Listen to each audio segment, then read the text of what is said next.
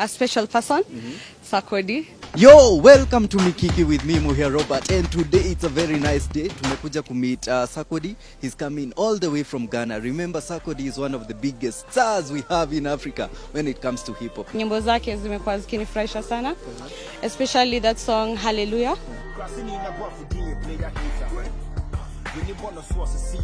Na tutakuwa tunamuuliza maudaku. Of course, he's coming to launch his album, and you know, on Mikiki we give you exclusive. We are going to take you up to the album where we'll be having the album listening, so it will be a great day. But for today, the business is meeting Sarkodie in the airport. Na tupema story. Lazima tuwaibia maudaku au vipi?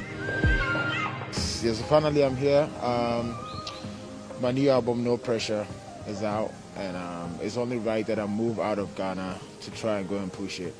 And from the look of things, I do have some fan base here in Kenya as well. So definitely one of the countries that I chose to visit for my media tour. And that's why basically I'm here. Hopefully I come back for like a proper Sarkodie concert. But yeah, so I just came to touch base with you guys. Just get the vibe, you know, and push the music as well. The album, if you're a hip-hop head, definitely you gotta love it. I touched on different type of sounds. I did Afrobeat, obviously, because Africa is dominated by Afrobeat. I tried sounds. It's just basically, it's not for just one ear, but definitely dominated by hip-hop. So I tried to take some from all parts of Africa and the world as well. If you check Vic Mensa and Wale, they're from the States. And then we have gigs from UK. We have my Ghanaian brothers. And then we have Harmonize from, TZ. And then Nigeria, we have Oxlade. So I basically picked some people from different parts of the world. People that I make music with organically. Yes, I love that. Africa will always have a time, and this is our time. This is the new cool. We dictate the pace. Afrobeat is the sound that everybody wants to do to sound cool. So I'm definitely up for it. I'm African, so I'm proud if Africa is at the forefront. You know, we get inspired by them for the longest, so it's time that we inspire them too. So I like it. I wouldn't say bigger, it's an upgrade of myself. I'm growing. It's different experiences, so definitely it wouldn't sound like any of them. I normally don't do my album thinking it's going to be the biggest album. This has to be this. It has to take the Grammys and all that. I don't do that. The album is no pressure, so basically I don't put pressure on myself. I just do music, you know. So, but obviously it's because I'm grown and more experienced. You know, my delivery and choice of beats and everything will change. Yeah. I think it's all relative. It's about numbers. You know, the people controlling the narrative will tell you that if you appeal to them, that makes you a superstar.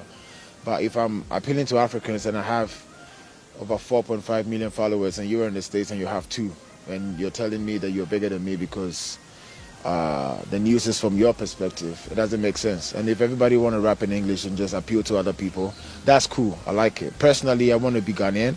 I want to be heard on a platform where Ghanaians can feel like this is our own. I don't knock anybody who wants to rap in English. It's good. It's good as well. That it pushes all of us. But personally, it's something that I took on personally. I'm proud of being a Ghanaian, and my native tongue is the best. I think creativity, you express yourself well with your mother tongue. Honestly, I'm yet to meet him personally because he sent the music over. But definitely one of the rappers that I take my hats off to in Africa. You guys have, you know, one of the greatest in Africa. I work with a lot of artists back to back. If the vibe is there, the music is right. You know, when he sent the music to me, I didn't even have to like ask for options.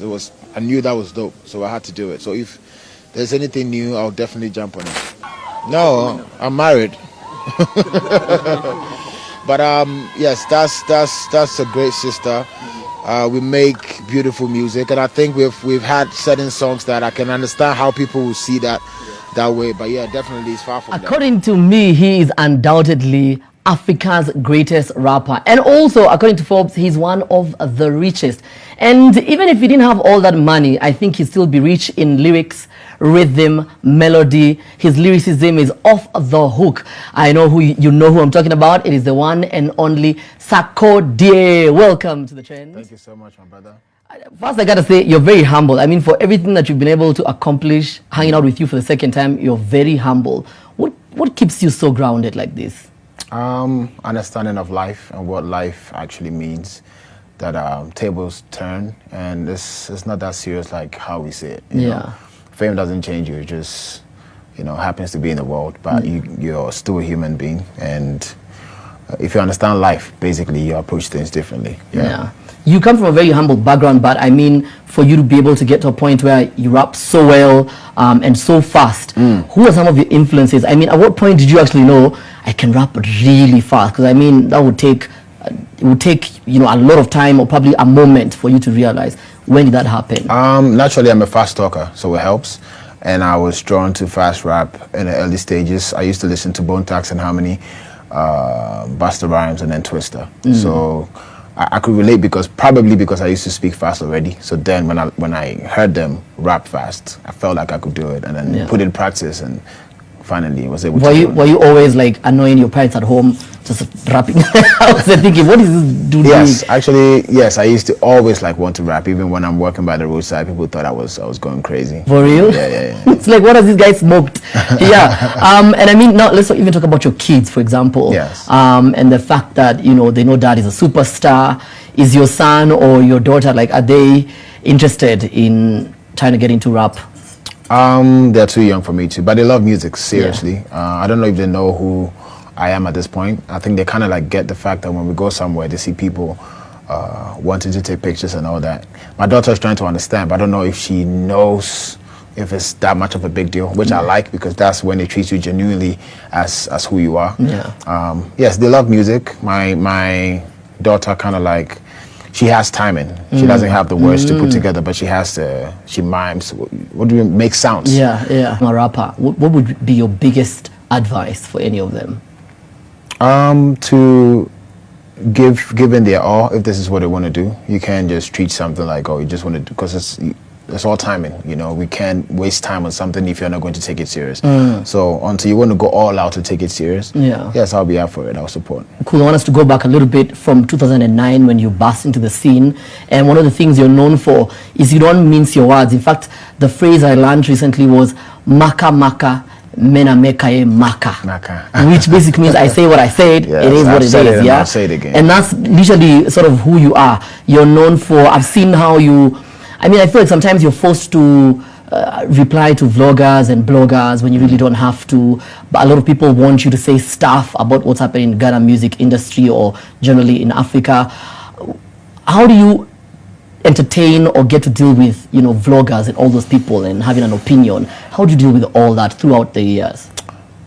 So when I started, I just saw the media to be just the media, but then I realized that it's not really them. One of the media guys explained something to me that it's not like they want negative news. It's sometimes about what the people want. Because he made a scenario like we're sitting here and the cars are all driving, no accident, nobody will go out to go and watch. But as soon as we hear a sound that there's an accident, which is very negative, but everybody would like to watch that. So it makes sense, but then we also have a choice to feed into that or not. If there's an accident, you have a choice to still stay indoor, you want to go outside. So that's what I've been doing with my career. I'm not... I can't blame them too much for what they put out, but then if it's negative, my energy, I try to stay off and not entertain it. So I know most people want to hear from me, not because they want the truth. It's just to twist stuff. The also reaction. Exactly. Yeah. In fact, here in the media industry, we say it's not news when a dog bites a man. It's news when a man bites a dog. True. So I mean, so Sarkodie, people should stop making you bite dogs that you know very well you haven't done so.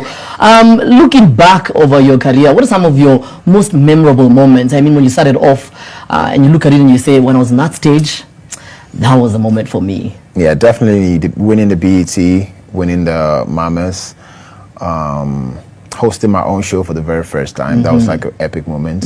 From the streets and now filling up the dome in Ghana. That was a moment. How many people were we talking about? How many? At that time, I think it's 4,000. Wow. And that was great. Honestly, my whole career, I've been blessed with a lot of highlights. It's really hard to keep up. I want to thank God for that. Almost every year, each and every month, there's some situation happening with Sarkodie that I have to celebrate. So I've had a lot of highlights in my life. Yes. One of the highlights that I was checking out online is the fact that you also have a foundation. Yes. And you really love kids, including your other siblings and who have children. You really love them. What's your attachment to children, and why do you feel the need to be able to sort of mentor them and help them, even financially? Yes. I feel like children go here not by choice. They just came because we made them. And They don't necessarily have to be put in situations where they have to suffer for no reason. So I feel like when we are old, unless we have disabilities and we need some support. But I think when we are old, we can always find a way to maneuver our way through life. But I think children are very vulnerable. They have, it's literally survival for them if they have to be left alone. So if they're in situations where I feel like I can help, and I've been there before, when I was growing up, I didn't have it all like that, so I can relate to as well. But generally, I think I love kids. Even when you are a rich man's child, the fact that you're a child is just something very pure, beautiful. I don't know who doesn't, but anybody who doesn't love kids might have some serious problems. Yeah, I've realized every time in any interview, including this one, when we talk about kids, you actually light up. Yes. I mean, the gene you just like, wow, it goes out of the window, which is actually quite a good thing. And finally, on family and on kids, what is the greatest lesson you want your kids, but also kids who watch you and say, I want to be Sarkodie, I want to be like him? What's the greatest lesson you'd like them to learn from you?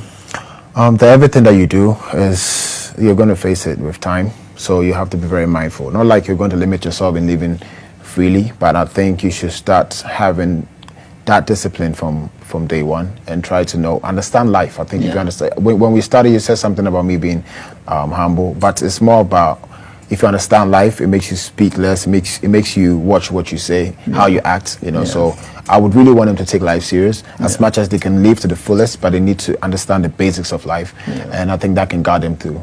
Yeah, it's interesting you said that, because when you came to the radio show recently, my producer asked me later, he asked me, how old is Sarkodie? And I was like, So we had to Google, and he thought you're like 43, and the reason why he thought that is because he felt like you give off a very wise energy. I mean, I have not met fans. I told you, I have met many celebrities. I mean, from Femi Kuti to you to like AKA, but I have not met anyone who has a cultic fan base like yours. So let's talk about the new album. It's called No Pressure. No Pressure, yes. Why No Pressure? Because over 10 years I've been doing this, and I trust the process. I feel like you can only keep doing this for this long if you take too much pressure off yourself, so you can actually live life like how you're supposed to, your own pace. You dictate the speed. Bottom line is, you know that you want to elevate yourself, you want to be able to succeed in life and go to the next level, but the pace is up to you. So that's what basically No Pressure is about. Just, for media, from fans, I understand you guys want the best for me, but too much pressure can also get in the way of creativity. So that is what I just mean by, No Pressure. Yeah, let's talk about some of the collabos, including your track with Casper Nyovest, yes, Vic Mensa, Kwesi Arthur. My favorite has to be Fireworks at this moment with Wale. I mean, it's just that, tell us, how did you get into the process of creating this album? When did it start? Was it before COVID? Was it during COVID? How did the whole journey begin? Yes, it was actually during COVID, because COVID hit when my last album, Black Love, I wanted to go on this type of media tour, and then COVID hit. I was in the States, and I was stuck in an apartment for like 6 months. Yeah, you actually cancelled your Black Love tour. Yes, exactly. So I was in an apartment for like 6 months, and then within that time, producers were sending beats, and that's how come I started recording. And I think, me and Casper record was one of those early records that sparked the whole project. So yes, everybody else, I think it was more organic. If I meet up with you, we make good music and it suits the project, and I put it on. It wasn't like I'm there, I'm going to feature this. I didn't put a list down when taking them. It's just as I go, I record with people. It turns out to be great music. I put it on the project. Yeah. For you and how you work, is it organic? Do you? Yes, it has to be. Feel an artist and then you're like, let's hit up the guy, or how does it work for you? Yes, I can love the music, but I don't see myself with you working. I have a lot of songs that came to me that I was supposed to be on, and I told the artist, I'm like, listen, this song is great. I personally, this can be my favorite song, but I don't want to hear myself on it. So that's different. Organically, I need to hear myself with you, and everybody on there, you could see the synergy was great. It was perfect for them, because I knew this was going to be good for this person. So then I sent it to you. Even Wale, I sent him 2 records, so he did Fireworks.